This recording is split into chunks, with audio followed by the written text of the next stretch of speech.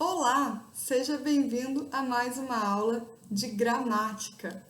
E dando continuidade às regras de acentuação, hoje nós vamos estudar as regras do hífen, algumas considerações sobre o acento diferencial e o trema. E você, sabe como usar o hífen? Vamos lá então! Primeiramente, é interessante lembrar o que é o hífen. É aquele risquinho, um sinal gráfico, que usamos entre algumas palavras e também para unir verbos a pronomes pessoais, como no caso de olhou-se, por exemplo, seria olhou, um tracinho, que a gente chama de hífen, e o se. Mas em que casos é possível aplicar o hífen e em que casos eu não deveria aplicar? Vamos lá. Primeiramente, o hífen sofreu aí uma reforma ortográfica há alguns anos na nossa língua e antes se escrevia de um jeito as palavras. Com a reforma ortográfica, um acordo que houve entre os países falantes de língua portuguesa, algumas diferenças aconteceram. Então, por exemplo, antes falava-se anti-inflamatório, tudo junto. E hoje há um hífen entre o anti, que é um prefixo, esse pedacinho inicial da palavra, e o inflamatório, que é a parte seguinte. Mas continua sendo uma palavra só, porém ela é aplicada com o uso do hífen. Então a regra aqui fica até clara. Se você tem duas vogais iguais, por exemplo, i com i, insira o hífen entre elas. Mesma coisa acontece com micro-ondas, que era tudo junto, e agora usa-se o hífen, pois as duas letras, as duas vogais, os, são repetidas, certo? E em que casos eu não uso o hífen? Bom, se eu começo uma palavra com um prefixo que termina com uma vogal e a próxima parte da palavra é iniciada com S ou R, então eu junto a palavra formando esses exemplos aqui. Antissemita, que antes era utilizado com o hífen, agora escrevemos tudo junto, formando uma palavra enorme aqui. Antirreligioso também escreve tudo junto. Então perceba aqui que o i do anti se juntou com, por exemplo, o religioso da frente aqui, replicando então a letra R. A mesma coisa aconteceu nos outros casos. Infrassom, escrevendo tudo junto, então a vogal A juntando com o S fez com que os dois S se replicassem. E antirracismo também. Então é o I e o R duplicado. Antirracismo formando uma palavra só. Há aqui mais algumas situações em que o hífen não é utilizado, formando aí os verdadeiros palavrões da nossa língua, né? Então, por exemplo, mini saia, que antes era usado com hífen, agora formou-se uma palavra só. Quer dizer, continua sendo, né, uma palavra só, mas ela utiliza ali ela não utiliza o hífen e sim a duplicação da letra S, então formando mini saia, tudo junto. Mesma coisa ocorre com o antissocial, veja, dois S's, suprarrenal com dois R's e antirrugas. E assim vai para a lógica das outras palavras formadas pelo mesmo processo. Aqui na esquerda temos uma charge de duas pontuações, né, dois sinais gráficos que estão passando por esse processo de transformação na nossa língua. Então, aqui tem o trema falando, né? Que drama, eu não existo mais. E depois nós vamos ver como fica o trema, então, no nosso idioma. E ao lado, o hífen falando. E eu fui expulso da gangue do manda-chuva, tudo junto, e me tornei um antissocial, também tudo junto, replicando ali os dois S's da palavra. Então, basicamente, a regra geral é assim: letras iguais se separam com o hífen. Então, anti-inflamatório, como tenho dois is, separa. Micro-ondas, separa. Supraauricular também. E letras diferentes se atraem.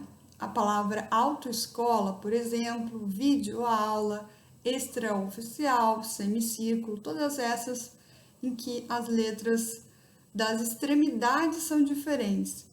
Então, o prefixo de autoescola, por exemplo, é auto e termina com a letra O. E a próxima palavra é escola, que é iniciada com uma letra diferente. Então, junta todo mundo aqui e fica uma palavra sem o hífen, certo? Outros casos aqui para que possamos analisar, mas eles seguem a mesma lógica. Então, temos exemplos aqui, olha, com vogais diferentes, com vogais iguais, com consoantes diferentes, consoantes iguais e vogal mais consoante. Seguem sempre a mesma lógica se você observar, mas é interessante vermos novos exemplos. E uma coisa muito interessante e facilitadora para que você assimile o hífen é utilizar. Então, tente sempre escrever palavras que usaria ou não o hífen, assim você vai memorizando e nem vai precisar consultar a regra mais para frente. E junto com o hífen, alguns acentos sofreram alterações nesse acordo ortográfico. Por exemplo, o acento circunflexo, famoso chapeuzinho do vovô. Ele desaparece em palavras paroxítonas terminadas em EN e OO. O que isso significa na prática? Antes, por exemplo, era eles vêm com o acento circunflexo no primeiro E, marcando inclusive que ele é a sílaba mais forte da palavra. Então seria vêm. E hoje, como se faz? Escreve a palavra normalmente, mas não utiliza o circunflexo. A pronúncia fica idêntica, vem, não muda em nada a pronúncia das palavras, tanto no caso do hífen quanto no caso dos acentos. O próximo é o acento diferencial. Desaparece em quase todas as palavras, com exceção do infinitivo do verbo por e do pretérito perfeito de poder, formando pôde.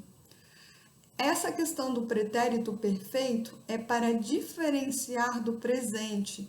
No presente seria pode, e no pretérito, né, conhecido também como passado, seria pôde. Então, ele pode pegar mais uma fruta.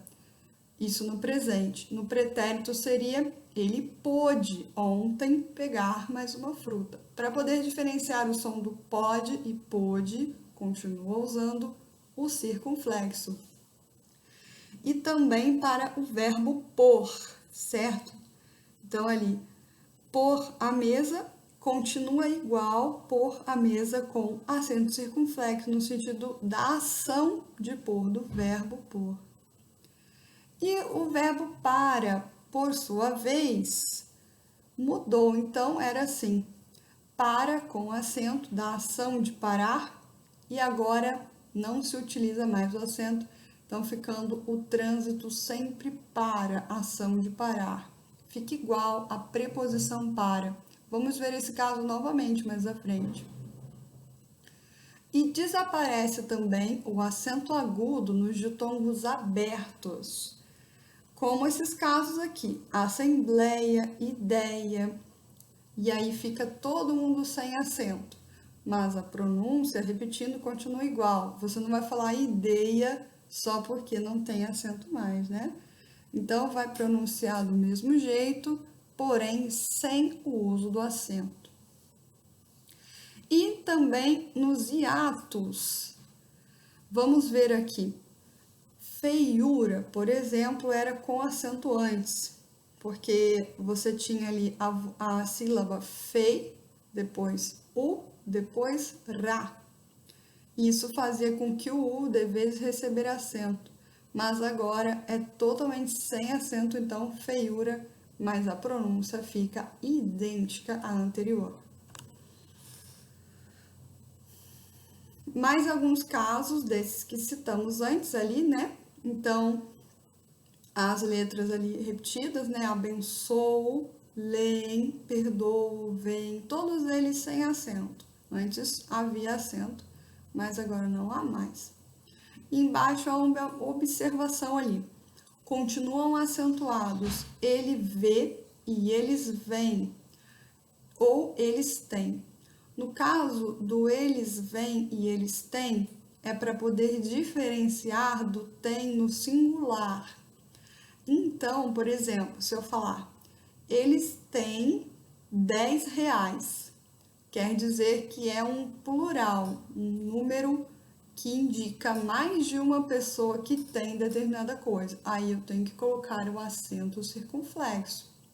Mas se fosse uma pessoa só, então seria ele tem no singular e sem acento. O acento nesse caso é para diferenciar as duas situações.